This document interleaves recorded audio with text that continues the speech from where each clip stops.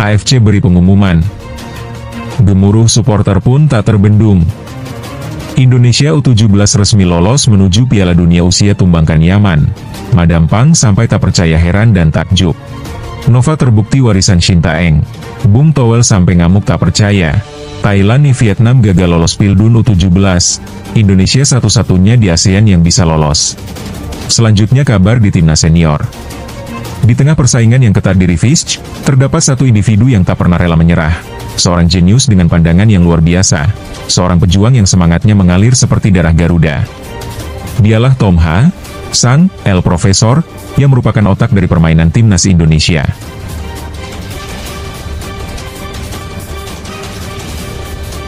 AFC beri pengumuman. Gemuruh supporter pun tak terbendung. Indonesia U17 resmi lolos menuju Piala Dunia usia tumbangkan Yaman. Madam Pang sampai tak percaya, heran dan takjub.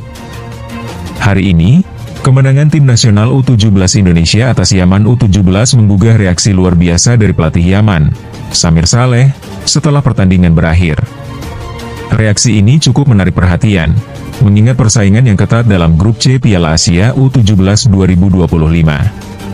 Pertandingan berlangsung di Stadion Prince Abdullah, Arab Saudi, dan menjadi kesempatan bagi kedua tim untuk merebut poin penuh. Bawah komando pelatih Nova Arianto, skuad Garuda Muda langsung menurunkan formasi terbaiknya untuk menghadapi pasukan Samir Saleh. Beberapa pemain yang sebelumnya berkontribusi pada kemenangan melawan Korea Selatan diturunkan, termasuk Matteo Beaker, Zaha Bigoli, dan Evandra Fuarasta. Sejak menit pertama, timnas Indonesia U17 menunjukkan semangat superior dengan menginisiasi serangan. Pada menit awal pertandingan, Garuda Muda mendapat kesempatan emas ketika sepakan dari Muhammad Goli harus dianulir karena offside.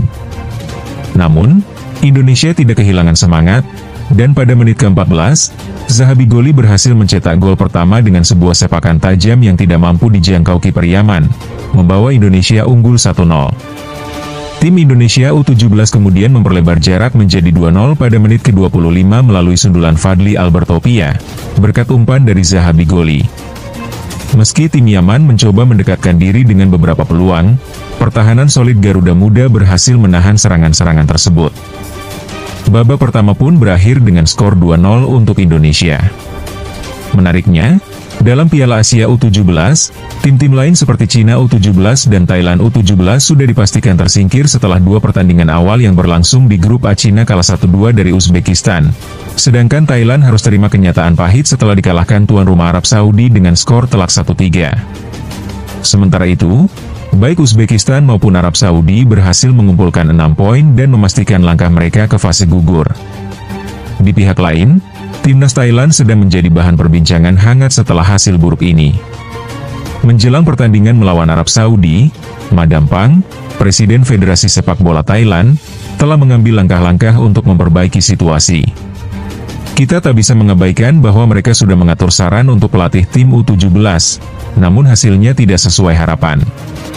Samir Saleh, pelatih timnas Yaman U17, menekankan pentingnya mempelajari permainan Indonesia. Dengan pengalaman sebelumnya melawan Afghanistan, Yaman berharap analisanya terhadap Indonesia dapat berguna.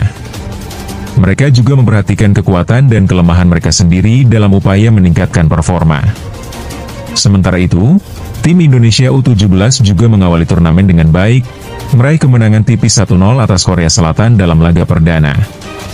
Posisi klasemen pun menunjukkan bahwa Indonesia berada di posisi kedua dengan 3 poin, sementara Yaman memimpin. Nova Arianto meminta fokus penuh dari para pemainnya untuk pertandingan berikutnya melawan Yaman dan Afghanistan. Dia menyadari bahwa pertandingan pembuka itu menguras banyak tenaga, dan pemulihan menjadi prioritas sebelum merumuskan strategi untuk laga selanjutnya. Di kalangan penggemar sepak bola, ada sindiran seputar kinerja Indonesia yang menang atas Korea Selatan. Beberapa orang di Malaysia, melalui akun fanbase sepak bola, mempertanyakan keistimewaan kemenangan ini. Mereka mencatat bahwa Malaysia pernah mengalahkan Korea Selatan dalam beberapa kesempatan, termasuk di Asian Games. Reaksi dari media di Korea Selatan pun sangat tajam setelah kekalahan timnas U17 mereka. Banyak outlet media menggambarkan hasil ini sebagai sebuah penghinaan, mengingat Korea Selatan dikenal sebagai kekuatan sepak bola besar di Asia. Tim U17 Indonesia kini menempati posisi kedua, sedangkan Yaman memimpin klasemen grup C. Kekalahan Korea Selatan mengundang banyak komentar di kalangan pengamat bola, dan media Korea memperhatikan bahwa hal ini menjadi peringatan bagi perkembangan sepak bola di negara mereka meskipun mereka memiliki pemain-pemain bintang. Sekian berita terkini seputar Timnas Indonesia U17. Nantikan informasi lebih lanjut tentang perjalanan Garuda Muda di Piala Asia U17.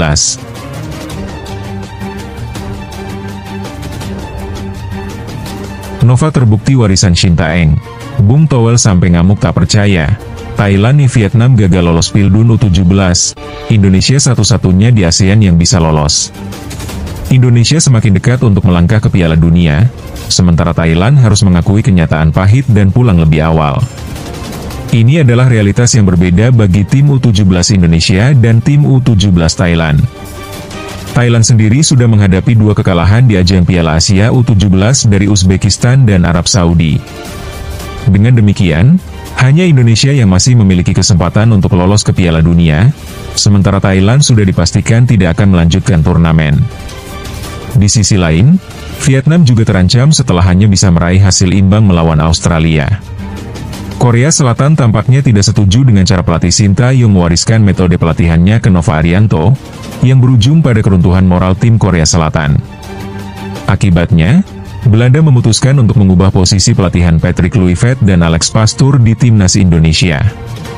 Banyak penggemar awalnya mengira bahwa mereka bisa menurunkan Timnas Indonesia melawan Cina di Stadion Utama Gelora Bung Karno, SUGBK, pada 5 Juni mendatang. PSSI tengah mempertimbangkan untuk mengajukan banding atas kartu kuning yang diterima oleh Marten Paes, kiper Timnas Indonesia. Denny Lansat, asisten pelatih tim Indonesia, baru saja melakukan perjalanan ke kampung halamannya di Maluku. Ia berbangga memperlihatkan budaya daerahnya melalui interaksi dalam bahasa Indonesia dan dialek khas Maluku ketika bertemu dengan keluarganya. Meskipun dalam dunia sepak bola modern, ia tetap menjaga akar budayanya dan menjalin kedekatan yang kuat dengan lingkungan asalnya. Sementara itu, saat turnamen Piala Asia U17 2025 berlangsung, Timnas Indonesia dipandang memiliki peluang yang cerah untuk melanjutkan langkah ke Piala Dunia setelah mengalahkan Korea Selatan. Indonesia dan Vietnam berada di grup B yang diisi oleh Jepang dan Australia.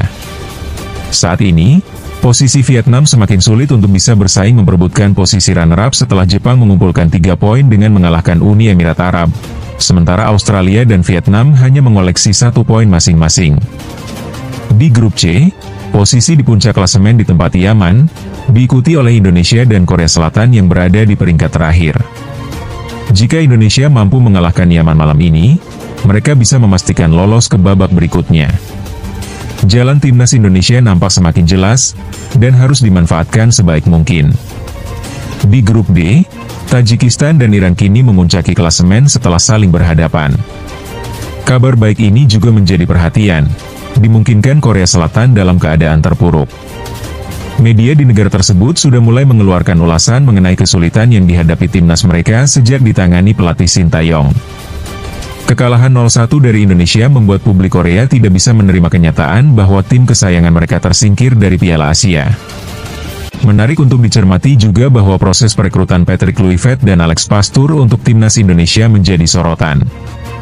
Meskipun banyak yang mempertanyakan pengambilan keputusan oleh PSSI terkait siapa yang menjadi pelatih kepala, mereka berdua diharapkan bisa membawa perubahan strategis dan meningkatkan performa timnas dengan latar belakang berbeda. Namun, PSSI menegaskan bahwa saat ini tidak ada perubahan jabatan pelatih kepala. Alex Pastoor tetap memimpin dengan dukungan Kluivert sebagai pembantu pelatih. Ekspektasi ada di pundak mereka untuk memadukan pendekatan taktis yang diharapkan dapat membawa Indonesia maju ke tingkat yang lebih tinggi dalam kualifikasi Piala Dunia mendatang. Dalam waktu dekat, tim asuhan Nova Arianto akan bersiap menghadapi tantangan lebih berat, termasuk pertandingan melawan Cina dan Jepang. Meskipun Marten Paes kemungkinan tidak bisa tampil di pertandingan mendatang karena akumulasi kartu kuning, ini menjadi saat bagi Emil Audero untuk menunjukkan kemampuannya. Harapan untuk keberlanjutan prestasi Timnas Indonesia sangat tinggi. Di atas semua ini, tim perlu mempertahankan semangat juang dan determinasi dalam setiap pertandingan, agar dapat mencapai impian yang sudah lama dinantikan, tampil di Piala Dunia. Segala usaha tim pelatih dan keberanian para pemain akan sangat berperan penting dalam mewujudkan hal ini.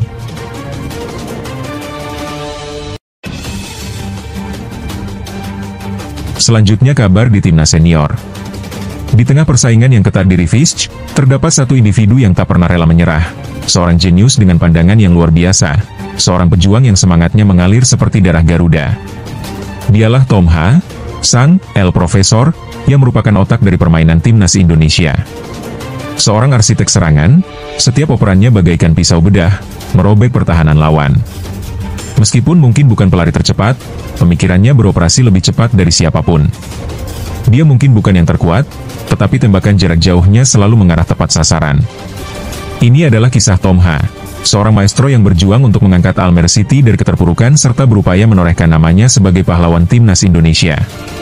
Saat berbicara tentang Tom Ha, terbayang sosok jenius dan maestro, seorang jenderal lapangan yang langkahnya tidak secepat kilat, tetapi strategi dan pemikirannya selalu lebih cepat daripada lawan. Penampilannya mungkin mengingatkan pada sosok bapak-bapak yang mudah marah, senantiasa mengeluh saat rencana tidak berlangsung sesuai harapan. Namun, di balik wajah tersebut tersembunyi pancaran semangat yang tak mau mentolerir kelalaian.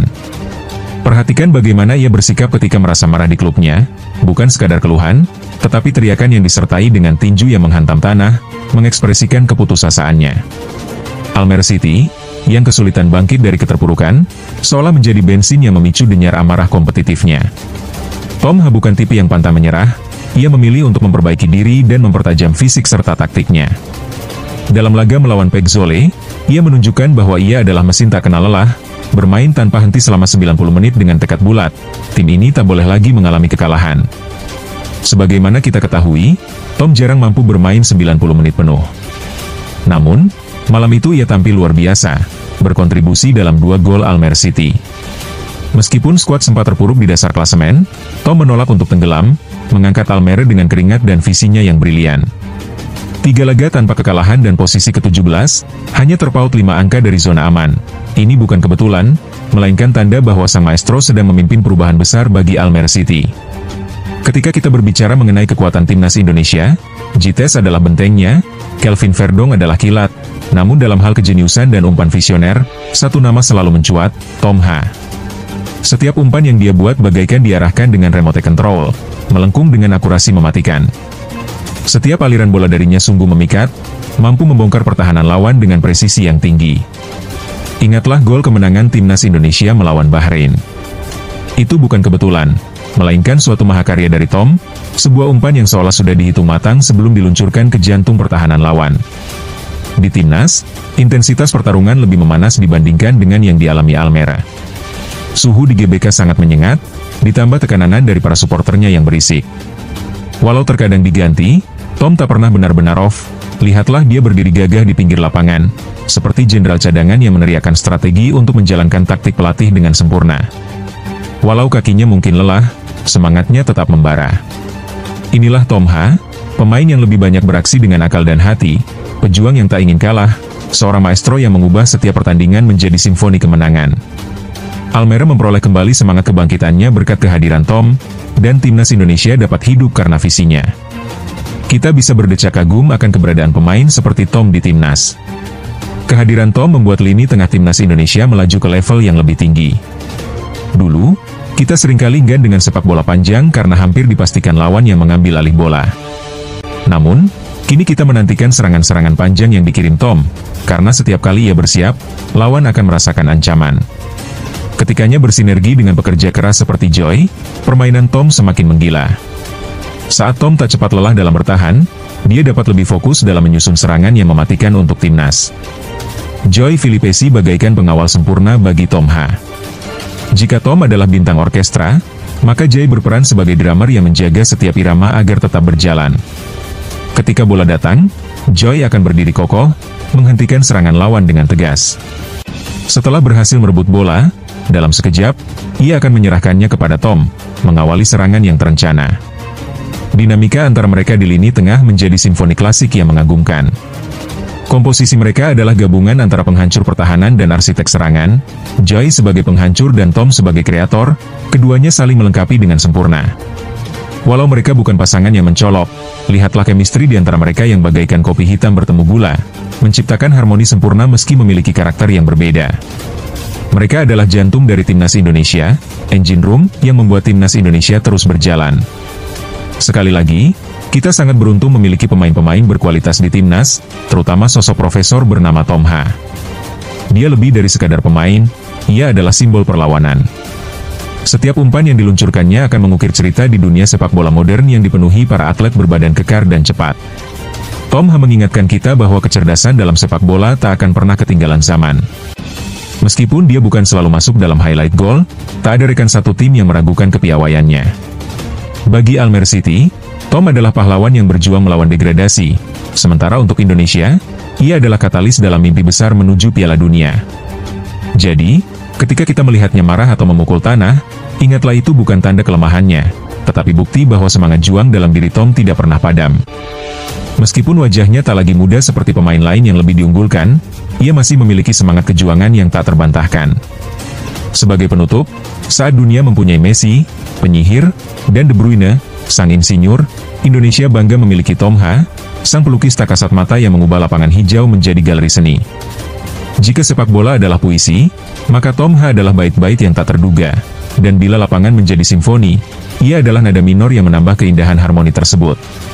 Ia mengajarkan kita bahwa kejeniusan sejati lahir bukan dari kesempurnaan, tetapi dari keberanian untuk menjadi berbeda.